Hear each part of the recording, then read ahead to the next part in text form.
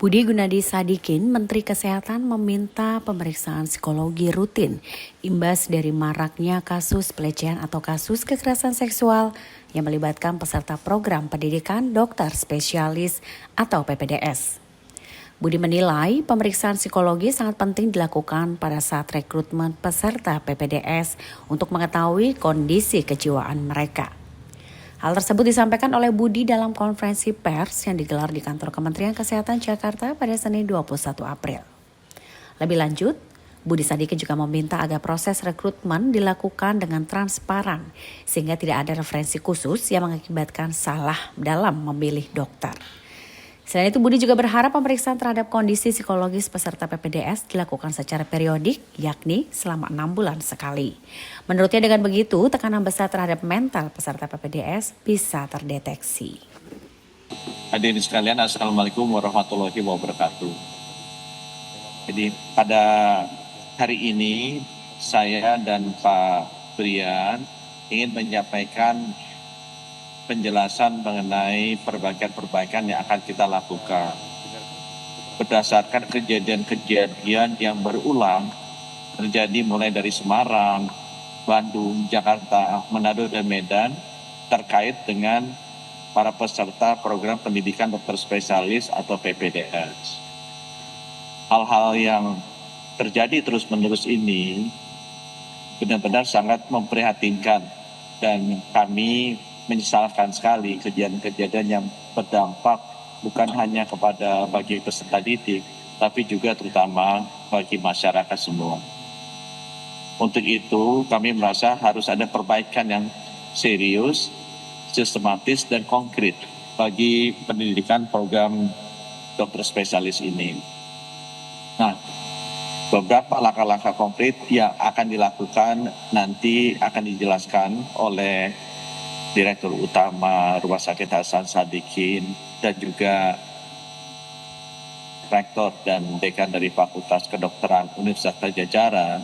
Tapi saya sebagai Menteri menitipkan beberapa hal yang perlu dilakukan kita pemerintah agar kualitas dan juga bukan hanya keterampilan tapi budaya dari para peserta pendidikan dokter spesialis ini bisa kita bentuk dengan baik agar bisa meningkatkan pelayanan kesehatan bagi masyarakat.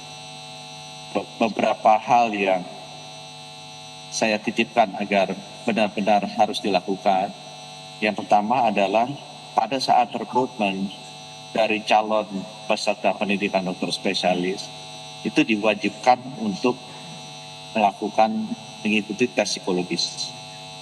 Sehingga dengan demikian kita bisa mengetahui kondisi kejiwaannya dari bersangkutan untuk bisa melakukan pendidikan ini dan nantinya akan bisa melayani masyarakat dengan sebaik-baik.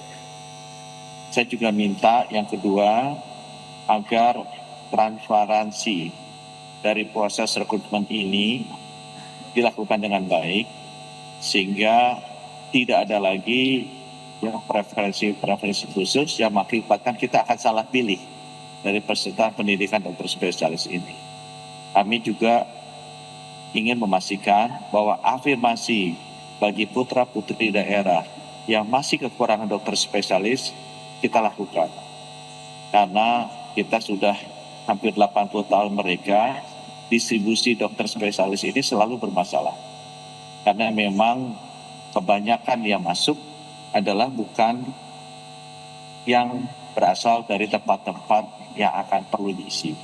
Sehingga perlu sekali afirmasi bagi putra-putri daerah untuk mengisi formasi dokter-dokter spesialis yang banyak sekali kosong di kota-kota di luar Jawa.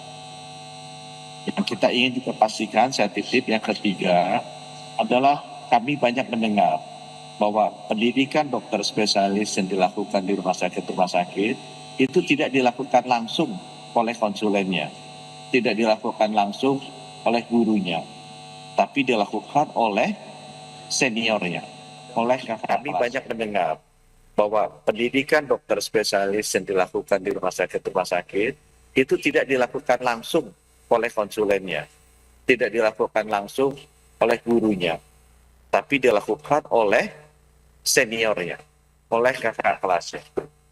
Sehingga ini tidak benar-benar memberikan kualitas yang kita inginkan, dan baik dari sisi keterampilannya maupun dari budaya kerja. Di negara-negara lain di seluruh dunia, pendidikan organisasi ini dilakukan oleh konsulennya.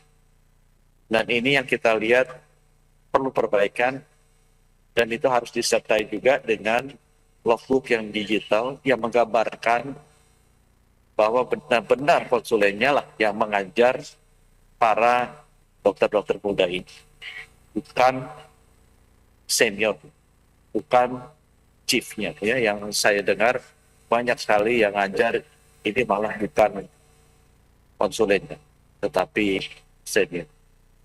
Kami juga ingin memastikan bahwa setiap 6 bulan harus dilakukan screening psikologis, sehingga kondisi kejiwaan daripada peserta didik ini bisa kita monitor dengan rutin. Sehingga kalau ada hal-hal yang menunjukkan ada tekanan yang sangat besar